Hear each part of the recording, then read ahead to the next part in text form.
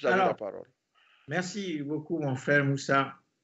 Euh, il faut redire une seule chose aux Africains et aux Togolais en particulier, c'est que l'histoire est extrêmement dure avec les peuples qui veulent ne pas assumer leurs responsabilités, qui veulent fuir leurs responsabilités, parce qu'un peuple ne se fuit pas.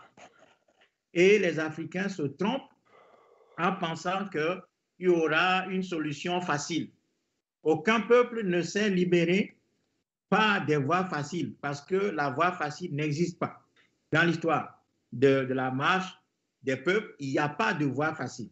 Tous les peuples que nous voyons aujourd'hui, qui sont aujourd'hui au sommet de l'humanité et qui dictent les normes aux Africains, sont passés par des tyrannies, sont passés par des dictateurs. Ils ont fait la révolution. Ils ont fait couler du sang. Le sang libérateur qui doit couler en Afrique n'a pas encore coulé. Il faut être froid. Il faut le dire aux Africains avec rigueur et dureté. C'est-à-dire que la réalité froide, c'est que nous n'avons pas encore commencé la véritable bataille de libération de notre continent. Cela suppose que nous ayons le courage de sortir des agitations permanentes. Pour le moment, nous ne faisons que des agitations. Tout le monde crie des gros mots sur Facebook, sur WhatsApp. La guerre se déplace sur WhatsApp et tout ça. On a abandonné le terrain. Le travail, concrètement, doit se faire sur le terrain. Et comme il y a une confusion totale aujourd'hui, tout le monde se prend pour le libérateur de l'Afrique.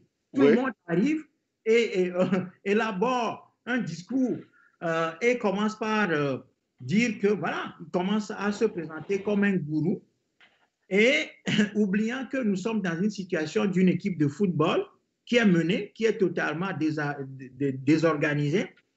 Et au lieu que chacun retrouve sa place dans l'équipe pour réorganiser les choses, pour mieux jouer, qu'est-ce qui se passe? On revient de la mi-temps.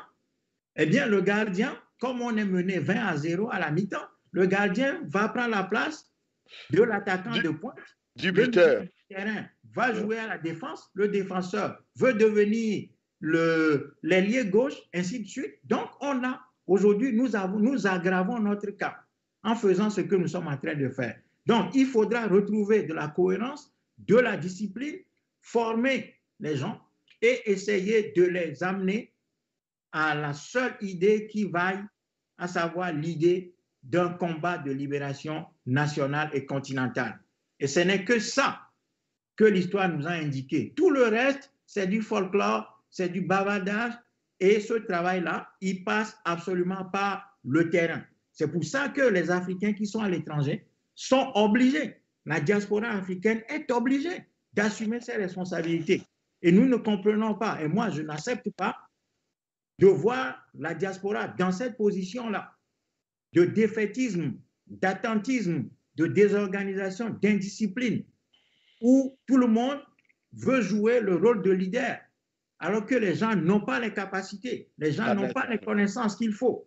Donc, à un moment donné, si nous voulons revenir sur le chiquier mondial et jouer un rôle en tant que peuple, remettre l'Afrique dans le droit chemin, reprendre le contrôle de notre espace géographique qui nous a échappé, eh bien, il va falloir théoriser tout ça et travailler sous la conduite d'un nouveau leadership fondé sur des critères qui sont purement nos critères internes, qui sont des critères africains, qui sont les critères issus de l'analyse que nous faisons de la situation. Et ce n'est que comme cela que nous allons pouvoir construire quelque chose de sérieux et sortir de l'agitation permanente d'élections, répression, dialogue, médiation, appel aux réformes et puis élection répression.